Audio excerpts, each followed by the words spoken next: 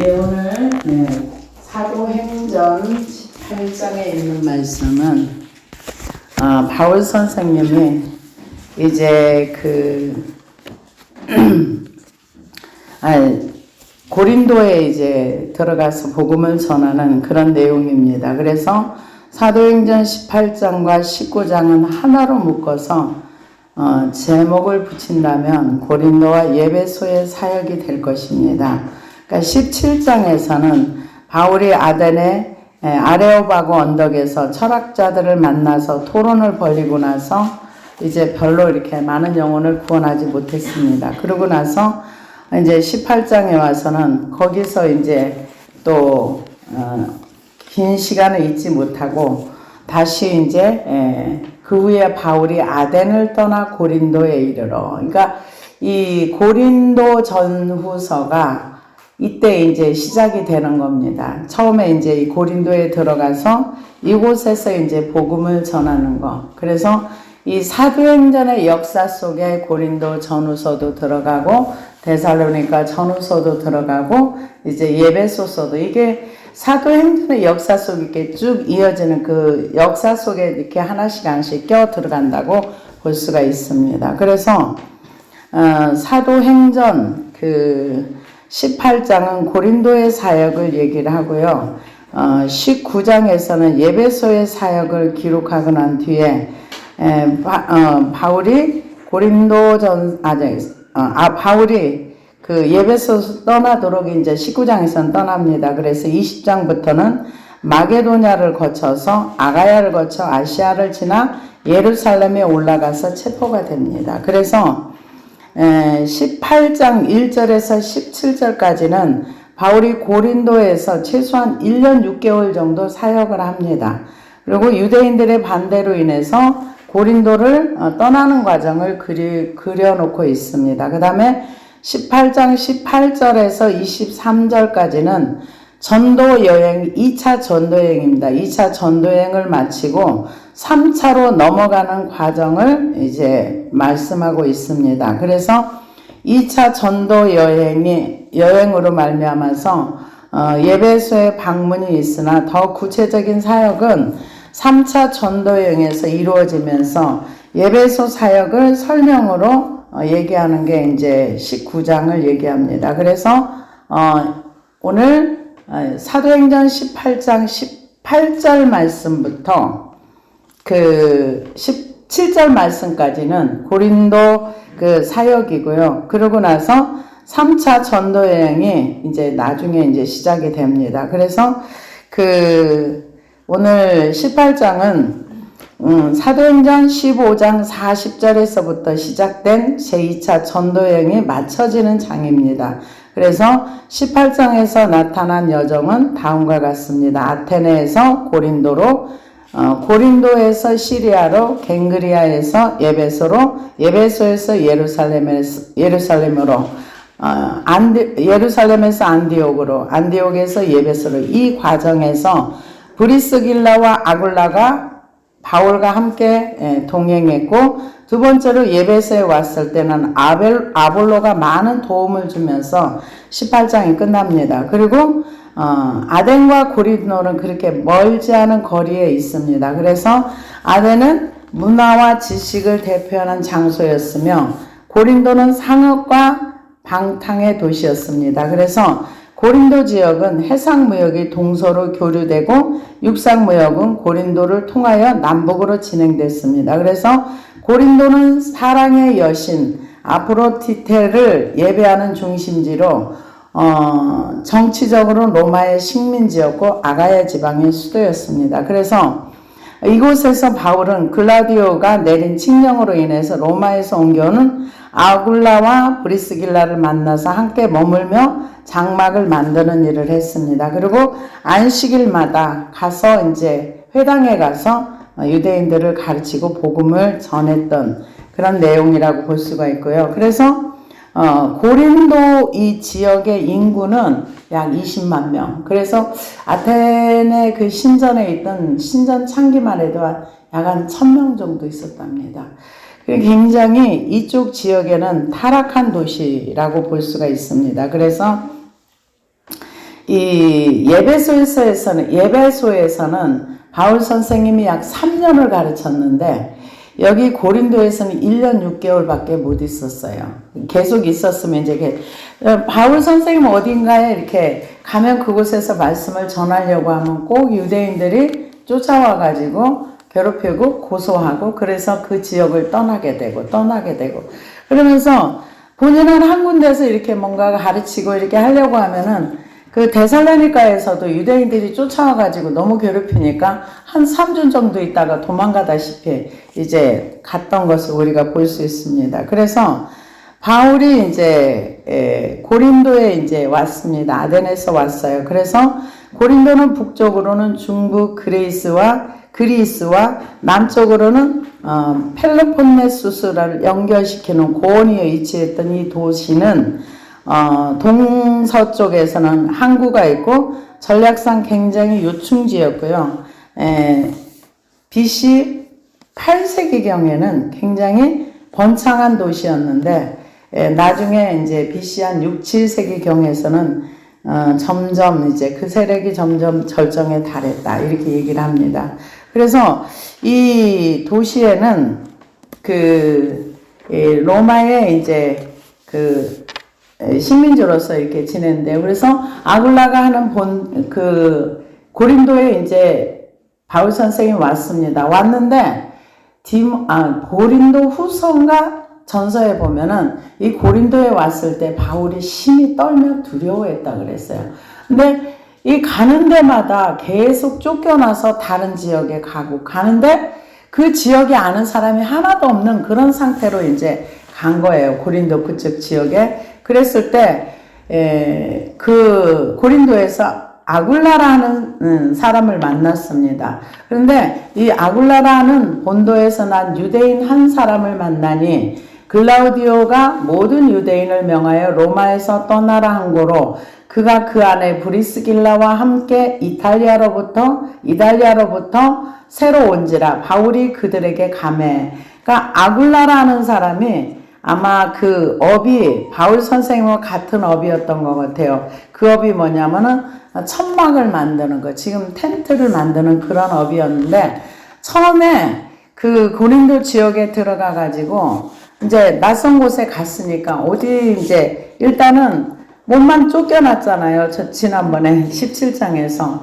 그러니까 이제 그 아덴에서 이렇게 쫓겨났기 때문에 거기 가가지고 일을 해야지 밥을 먹을 수 있으니까, 그 아굴라라는 사람을 만난 이유가 뭐냐면 천막을 만드는 일을 어비 같은 사람이라 거기에서 만나서 그 일을 하면서 그 집에 함께 살았다 그랬어요.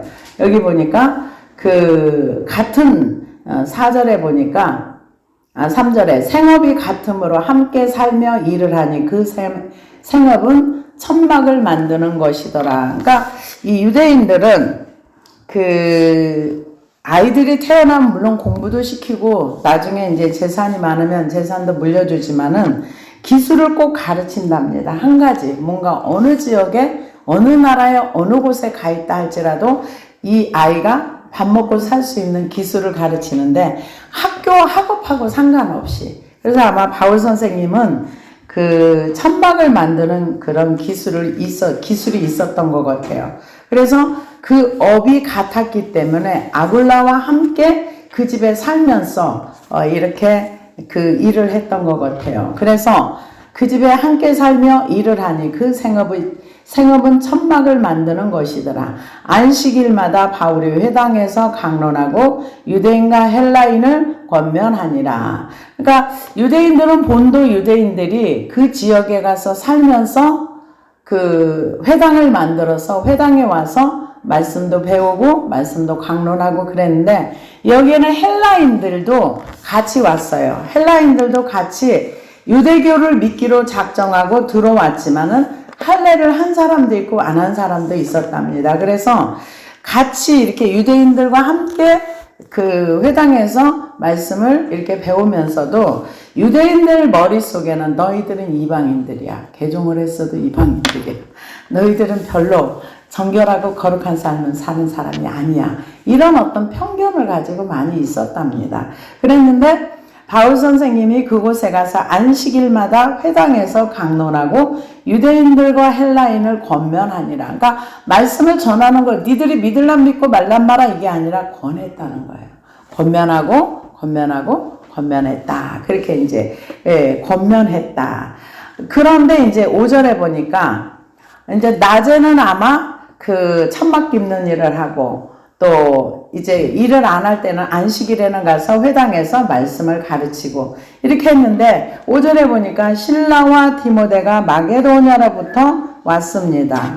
그래서 실라와 디모데가 마게도냐로부터 내려오매 바울이 하나님의 말씀에 붙잡혀 유대인들에게 예수를 그리스도라 밝히 증거하니 마침내 이 실라와 디모데가 이제 왔습니다. 이 두 사람이 거의 동시에 도착했거나 아니면은 디모데가 데살로니가서 먼저 도착하고 그 후에 실라가 빌립보에서 도착할 수 있으니까는 이 데살로니가서는 3주 동안 있다 쫓겨나는 바람에 거기에 디모데를 남겨뒀고 또 빌립보에서도 거기서 갑자기 쫓겨나는 바람에 거기에다가 또 거기에서 이제 또 누구냐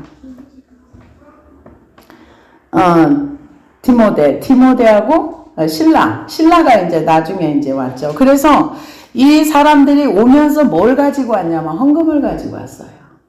데살로니가에서도 가져오고 빌립보에서도. 그래서 그 다음부터는 이제 바울 선생님이 일을 안 해도 되는 거예요. 그때서부터 이제 여기에서 이제 말씀에 붙들려서 그러니까 뭔가 두 가지 일을 하기가 어려운 거예요. 생업도 책임져야지 말씀도 가르쳐야지. 그랬는데 그거를 하다가 이제 실라와 디모데가 같이 와가지고 이제 돈도 가져오고 같이 이제 일을 해주는 거죠. 그랬을 때 이제 이때는 이제 말씀에 붙잡혔다 그랬어요. 하나님의 말씀에 붙잡혀서 그래서 같이 이제 말씀을 전하게 됐습니다. 그래서 말씀에 붙잡혔다는 것은 안식일에만 그 전도를 한 것이 아니라 계속 장막 짓고 뭐 이런 것이 아니라 그냥 말씀만 전했다는 그런 말씀이라고 볼 수가 있습니다. 그래서 말씀에 붙잡혀라는 그 동사는 쉰의 나게토라는 단어인데요. 계속적인 의미를 가지고 있기 때문에 고린도에 있는 동안에 이제 돈이 이제 빌립보에서도 오고 이제 그 돈을 가지고 와서 이제 이들이 바울 선생님 쓸 것을 채워주니까 계속적으로 말씀만 가지고 전하는 사역을 했다. 이렇게 얘기할 수가 있습니다. 그래서 여기에서 이제 밝히 증언하니 근데 여기에 보면은 이때 이제 소식을 들었어요. 실라와 디모데가 마게도냐로부터 내려오면서 이제 빌립보와 데살로니가 소식을 들었는데 데살로니가에 있는 성도들이 바울이 짧은 기간 말씀을 전하다가 있다 보니까 거기에도 또 다른 이단들이 들어가가지고 부활은 없다. 예수님 재림도 없다. 그랬을 때 써서 보낸 편지가 데살로니가 전서입니다. 그래서 데살로니가 전서 4장 13절에 18절을 보니까 형제들아 자는 자들의 가나여는 너희가 알지 못함을 우리가 원하지 아니하느니 이는 소망 없는 다른 이와 같이 슬퍼하지 않게 하려 함이라. 우리가 예수께서 죽으셨다가 다시 살아나심을 믿을진대 이와 같이 예수 안에서 자는 자들도 하나님이 그와 함께 데리고 오시리라. 우리가 주의 말씀으로 너희에게 이것을 말하노니 주께서 강림하실 때까지 우리 살아남아 있는 자도 자는 자보다 결코 앞서지 못하리라. 주께서 후령과 천사장의 소리와 하나님의 나팔 소리로 친히 하늘로부터 강림하시리니 그리스도 안에서 죽은 자들이 먼저 일어나고 그 후에 우리 살아남아 있는 자들도 그들과 함께 구름 속으로 끌어올려 공중에서 주를 영접하게 하시리니 그리하여 우리가 항상 주와 함께 있으리라. 그러므로 이러한 말로 서로 이루어라. 이제 그 데살로니가 소식을 듣고 나중에 그 문제점을 알고 이런 편지를 보낸 부분이 여기에 있다. 이것을 우리가 얘기할 수가 있습니다. 그래서 그 다음에는 이제 6절에 보니까 그들이 대적하여 비방하거늘 바울이 옷을 떨면서 이르되 너희 피가 너희 머리로 돌아갈 것이요 나는 깨끗하니라. 이후에 이방인에게로 가리라 하고, 누가 이렇게 바울 선생님을 계속해서 괴롭혔느냐? 유대인들이에요. 유대인들이 따라다니면서 어디든지 따라다니는 거예요. 왜? 그들의 열심히 하나님을 알지 못하니까 하나님을 대적하는 겁니다. 그래서 우리 지금 현실 세계 속에서도 보면은 하나님을 잘 알지 못하면 자기는 잘한다고 하는 일이 나중에 하나님 앞에 서서 보면 하나님을 대적하는 그런 일을 할 수도 있는 겁니다. 왜냐하면 유대인들은 지금 바울을 대적하는 일이 하나님의 일이라고 생각하는 거예요. 왜냐? 바울 선생님도 그랬었거든요. 이단들이라고 생각을 했으니까. 그래서 거기서 옮겨 하나님을 경외하는 디도 유스도라는 사람의 집에 들어가니 그 집은 회당 옆이라. 또 회당장 그리스도보가 온 지방과 더불어 주를 믿으며 수많은 고린도 사람들도 듣고 믿어 세례를 받더라. 여기에서 이 회당장이 예수를 믿었어요. 회당장이 예수를 믿으니까 고린도 사람들이 많이 예수를 믿었어요. 그러니까 이게 좀 합리적인 생각일 수도 있는데, 누군가가 지도자가 예수를 믿으면 참 좋은 일이 일어나요. 이렇게 주변 사람들에게 끼치는 영향이 많아요. 근데 저는 과거에 이런 생각을 했었거든요. 영향력 있는 사람들이 예수를 믿어서 그들의 영향력을 복음에 이렇게 전파하는 데 쓰면 좋겠다. 근데 그거는 심지 않고 거두려고 하는 그 이기심이더라고요. 나중에 보니까 어린 아이들이 자라서 어른이 되고, 어른이 그 영향력 있는 사람이 되는데, 우리는 복음을 아이들에게 심어서 지금 가끔 그런 생각을 해요. 운동권에 있는 사람들이 그때 복음으로 정말 그 뜨거운 예수 그리스도의 사랑을 가지고 그들에게 전하는 사람들이 있고 그들이 복음을 받았더라면은 이 나라가 지금 이런 결과는 안 왔을 건데, 이 젊은 중고등 청년 학생들에게 복음을 전하는 것이 나라의 미래와 세계의 미래를 위해서 얼마나 좋을까. 과거는 저는 그런 생각을 하기보다는 이렇게 만들어진 사람이 복음을 믿고, 그거보다는 일찍 청소년기에 예수를 믿고 그들 중에 지도자가 나올지, 세계적인 지도자가 나올지 누가 합니까?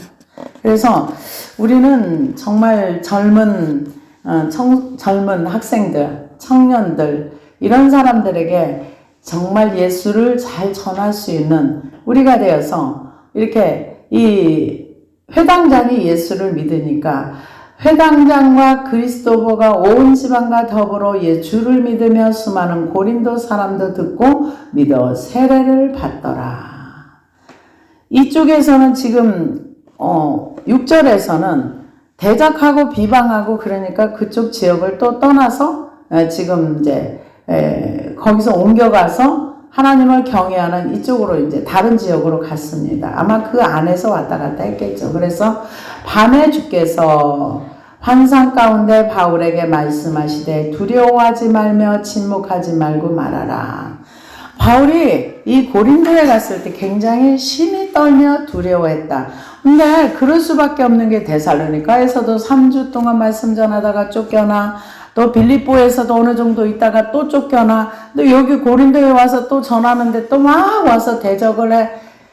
그러니 마음이 위축되고 쪼그러들 수밖에 없는 거죠. 하나님과 함께 해도 우리 안에 수시로 어둠의 세력은 공격을 합니다. 하나님께서 이제 바울에게 제일 먼저 두려워하지 말라는 거죠. 복음을 전하는데 두려워하지 말고 침묵하지 말고 말하라. 내가 너와 함께 있으며 어떤 사람도 너를 대적하여 해롭게 할 자가 없을 것이니 이는 이 성중에 내 백성이 많음이로라 하시더라. 구원받기로, 복음을 듣고 구원받기로, 영생 얻기로 작정된 사람들이 많다는 거죠.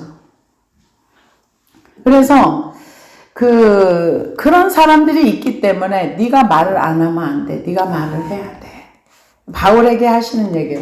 그렇다고 해서 해야 할 자가 없다 그래서 바울이 그 생명의 어떤 그거는 없을지라도 가는 데마다 힘들고 어려운 일은 있었어요. 이 마음이 많이 쪼그라들었기 때문에 하나님께서 두려워하지 말라 하지 않았을까 이런 생각을 합니다. 그래서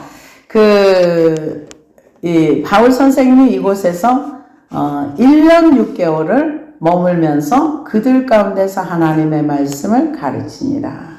수다한 사람들이 예수를 믿고 세례를 받고 그러고 나서 이제 고린도 교회가 점점 부흥이 됐던 것을 볼 수 있습니다.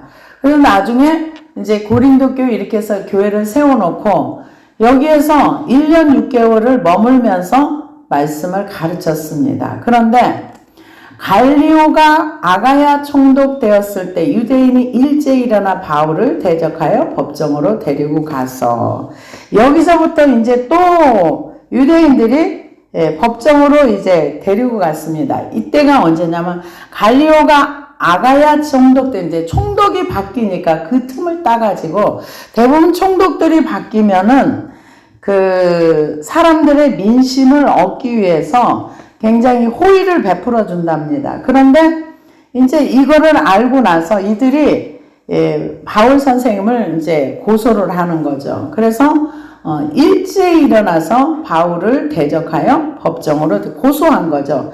데리고 가서 이제 얘기합니다. 말하되 이 사람이 율법을 어기면서 하나님을 경외하라고 사람들을 권한다 하거늘 바울이 입을 열고자 할 때 갈리오가 유대인들에게 이르되 너희 유대인들아 만일 이것이 너희 부정한 일이나 불량한 행동이 있었으면 내가 너희 말을 들어는 주는 것이 옳거니와 만일 문제가 언어와 명칭과 너희 법에 관한 것이면 너희가 스스로 처리하라. 나는 이러한 일을 이래 재판장 되기를 원하지 아니하노라 하고 그들을 법정에서 쫓아내니 모든 사람이 회당장 소스테네를 잡아 법정 앞에서 때리되 갈리오가 이 일을 상관하지 아니하니라.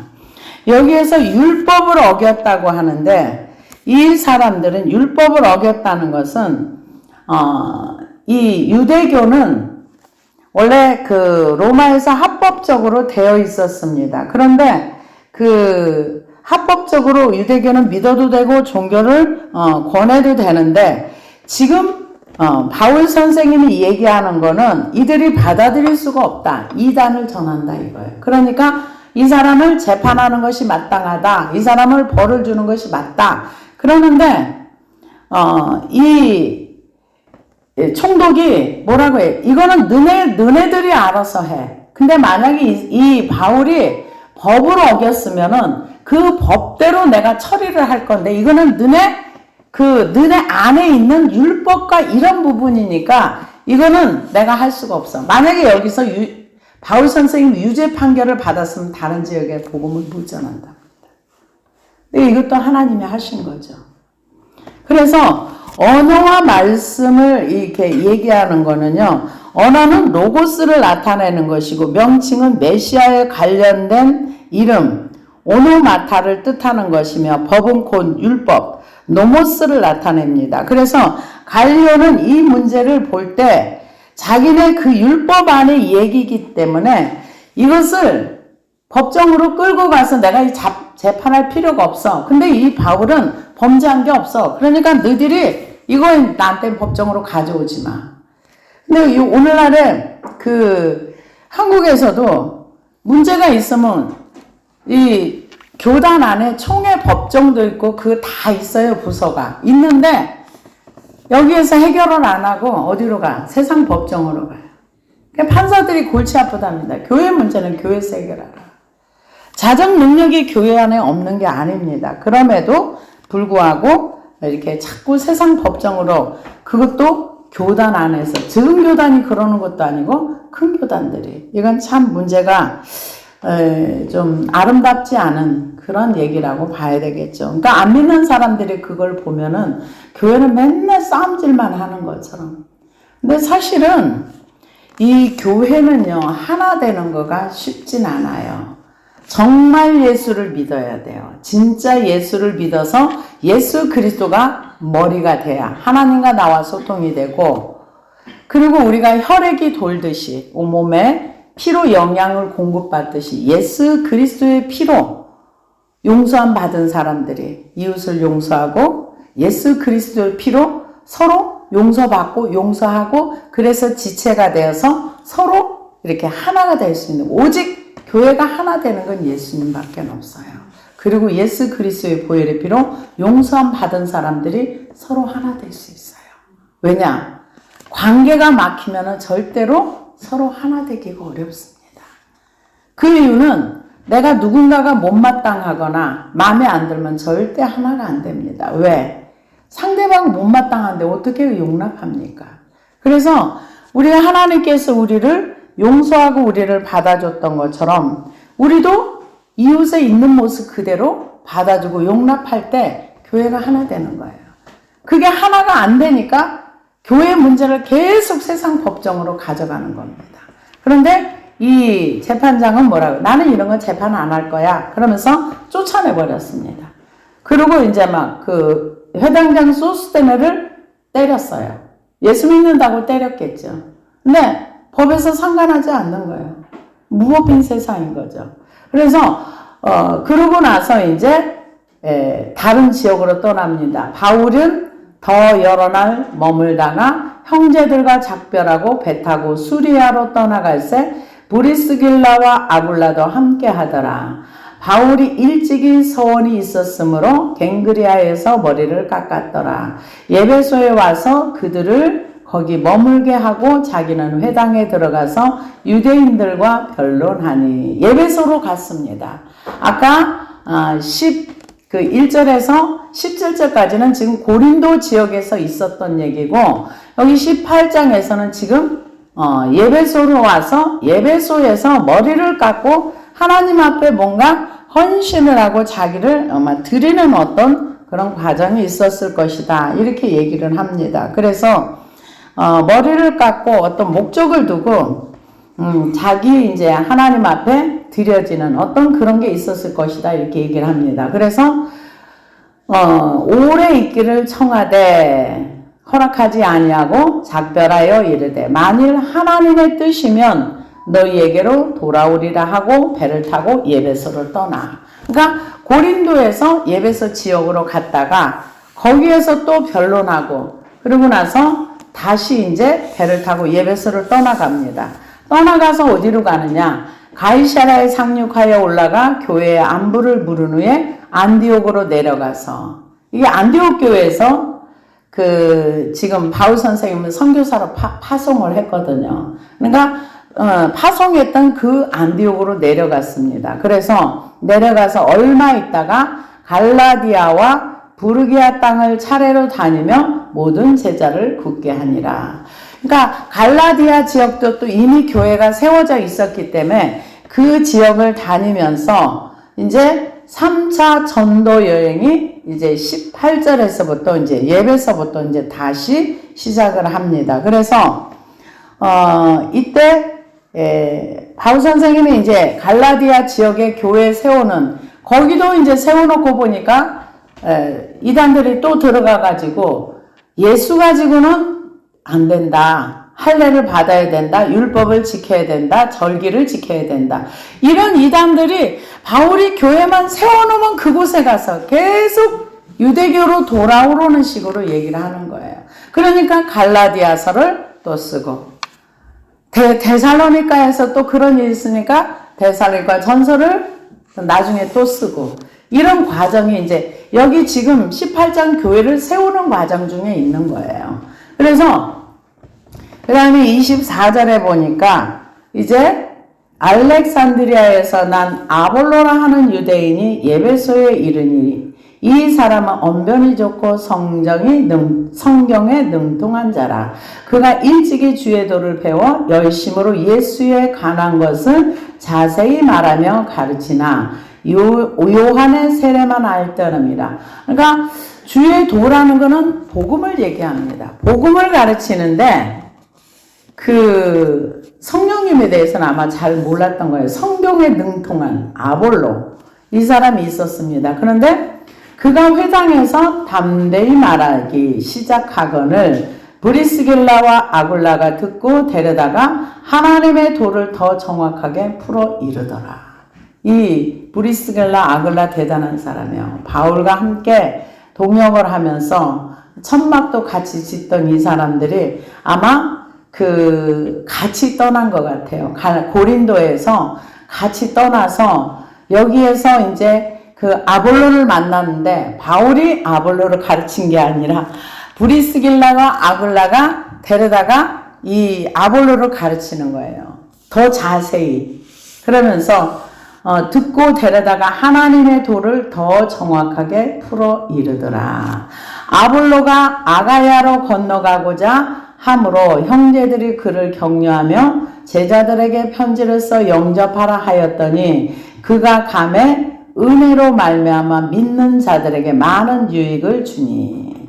우리가 하나님의 말씀을 이해할 때 정확하게 이해하는 것이 되게 중요합니다. 그래서 정확하지 않으면 나중에 이제 이단들이 들어오거나 이럴 때 그냥 넘어갈 수밖에 없는 거예요. 그래서 그 유대인데 그 아볼로는 성경의 지식도 많고 많은데 뭔가 하나님을 아는 거에 대해서 조금 부족한 부분이 있었던 것 같아요. 그런데 이분들에게 더 자세히 이제 가르쳐주고, 이 브리스길라와 아볼로는 브리스길라 아굴라는 굉장히 바울에게 같이 동역을 하면서 선교사에 굉장히 같이 이제 많이 도와줬던 그런 분입니다. 그래서